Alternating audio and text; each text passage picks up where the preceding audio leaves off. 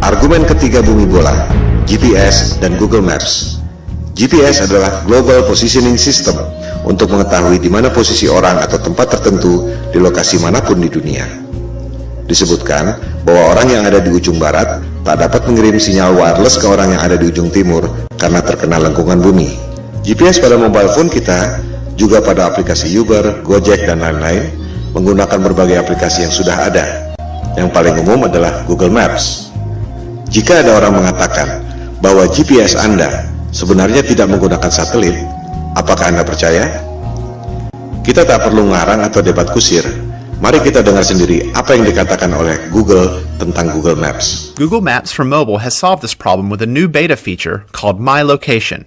Instead of you telling Google your location, Google displays your location on the map with a click of a button, and it doesn't require GPS. Dengar sendiri kan? Ternyata My Location pada Google tidak menggunakan GPS, tidak menggunakan satelit. Ini adalah penjelasan resmi dari Google. Anda bisa search di YouTube, ketik Google Maps for Mobile with My Location. Lantas, bagaimana Google Maps, Gojek, Uber, dan lain-lain bisa bekerja pada HP kita dengan begitu canggihnya? Mari kita dengarkan lanjutan penjelasan Google bagaimana mereka melakukannya. So, how does it work? Each time you use your phone to make a call, send a text message, or view a website, the information goes through towers, which provide your phone with reception. A tower picks up your call and connects you to your Aunt Molly. The same thing happens when you fire up Google Maps for mobile. The tower gives you the reception you need to access map information. These towers also help Google display your location. Each tower has a unique footprint. When you access My Location, Google calculates an estimated location of your handset based on the unique footprint of nearby towers. It's not GPS. It's not GPS. It's not GPS. Dengar sendiri kan? Ternyata Google tidak menggunakan GPS. Sinyal-sinyal yang canggih itu diperoleh dari menara Telkom biasa. Persepsi Anda yang mengatakan bahwa HP Anda menggunakan GPS dan satelit lewat Google Maps. Google sendiri mengatakan tidak. Bagaimana dengan Google Maps yang secara sempurna dapat membuat peta dari udara, termasuk atap rumah kita bisa kelihatan? Bukankah itu menggunakan satelit? Ternyata Google Maps dibuat dengan menggunakan drone, bukan satelit. Silakan Anda riset dan temukan sendiri. Semua bukti-bukti ada di depan mata. Anda hanya tak memperhatikannya saja selama ini. Itu yang membuat kesadaran flat earth booming secara eksponensial sejak 2015. Pada bumi yang datar, satelit memang tidak diperlukan. Anda hanya perlu menara-menara Telkom. Hal ini akan kita bahas pada bab berikut, bagaimana USGS mengatur jarak penerbangan pesawat. Pertanyaan yang mind-provoking adalah, jika Anda bisa dapat uang 1,5 triliun rupiah untuk membuat satelit, padahal sebenarnya Anda cuma keluar biaya bikin tower 150 juta, keuntungan 10.000 kali lipat, dan orang tak ada yang tahu, Anda mau atau tidak? Keuntungan 10.000 kali lipat. Anda dagang dengan modal 1 juta, dapat hasil 10 miliar. Mau atau tidak? Saya tidak mengatakan Indosat atau PT Telkom menipu dengan satelit, sebab mereka tak bisa bikin satelit. Yang bisa bikin satelit adalah dia-dia juga, Hughes, Boeing, Ball, Lockheed Martin, dan lain-lain. Jika ditelusuri lagi, perusahaan-perusahaan aerospace membuat satelit itu dimiliki oleh dia-dia juga. Kelompok 1% penduduk yang lebih kaya dari 99% penduduk dunia lainnya. Kelompok 1% ini sudah lebih dari 100 tahun memonopoli bisnis lewat kartel untuk mengontrol harga agar menjadi mahal. Berlian misalnya, harganya menjadi mahal akibat dimonopoli oleh kartel. Mereka membuat ilusi supply dan demand supaya harganya tinggi. Di sektor supply, sebenarnya sumber daya berlian tidak selangka itu. Silakan Anda cek bagaimana kartel De Beers bisa menguasai pertambangan berlian dan membuatnya seolah-olah itu barang langka. Di sektor demand, kartel membuat ilusi seolah-olah berlian adalah kebutuhan manusia. Seolah-olah perkawinan Anda tidak afdol jika cincin kawin Anda tak ada berliannya.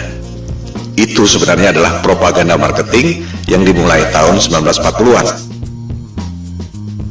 Begitu pula dengan ilusi minyak adalah sumber daya fosil. Minyak adalah senyawa hidrogen, oksigen, dan karbon, disebut hidrokarbon, yang berasal dari perut bumi. Tak ada bukti bahwa minyak berasal dari fosil tumbuhan dan dinosaurus. Itu adalah ilusi yang diciptakan oleh Rockefeller agar harga minyak menjadi tinggi. Rockefeller mengundang saintis ke konferensi Jenewa tahun 1892 untuk memulai propaganda bahwa minyak berasal dari fosil dinosaurus dan tumbuhan. Padahal, fosil adalah benda padat dan hidrokarbon minyak adalah benda cair. Fosil yang berasal dari makhluk hidup tak pernah jauh dari permukaan bumi. Sementara, manusia mengebor minyak sampai kedalaman 10 km dan tak pernah ada bukti bahwa fosil ditemukan di kedalaman itu. Tak semua orang menyadari bahwa media-media massa besar di dunia dimiliki oleh 6 perusahaan saja. Si kelompok 1% itu mampu memonopoli informasi yang diterima oleh 99% penduduk dunia lainnya.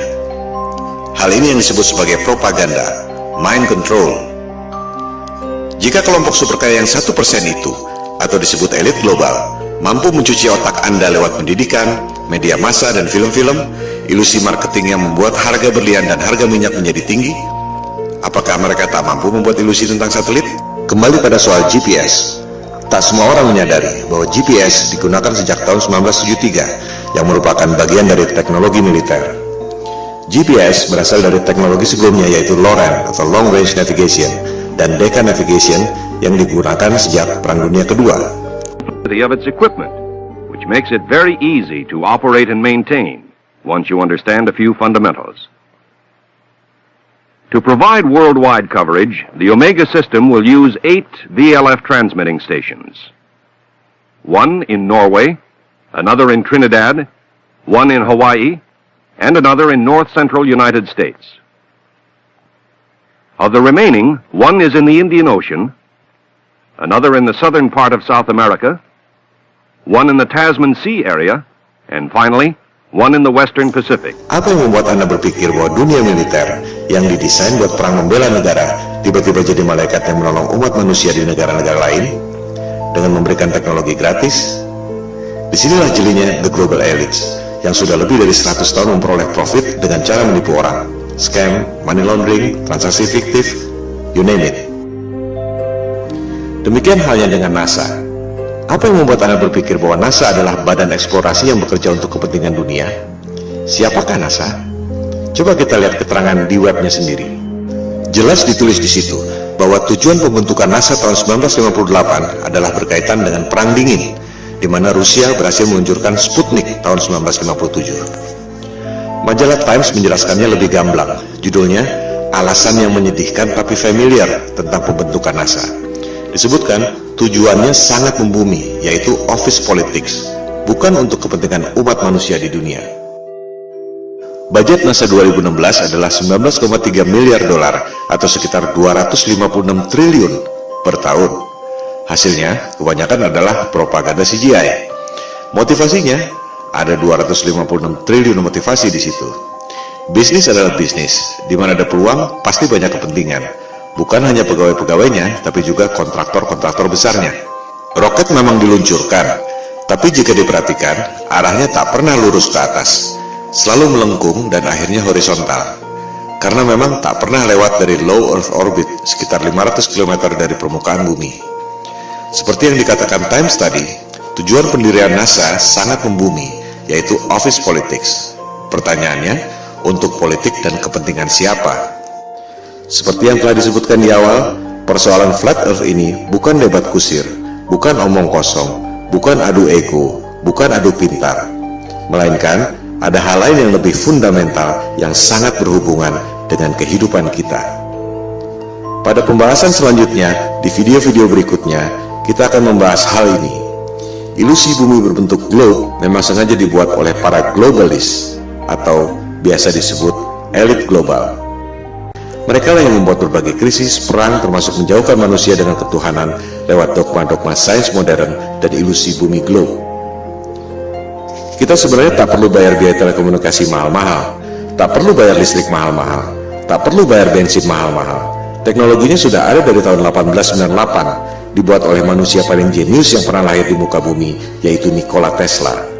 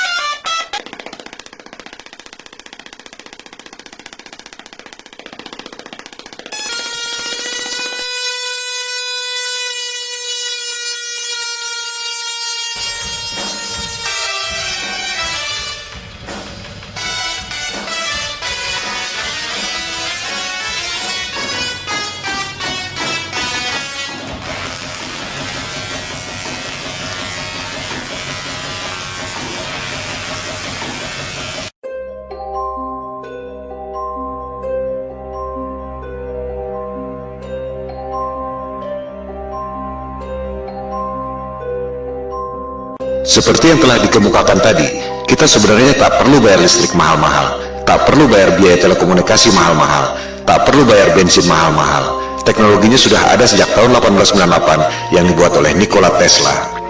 Itu sebabnya ia dikucilkan oleh JP Morgan, salah satu pentolan elit global.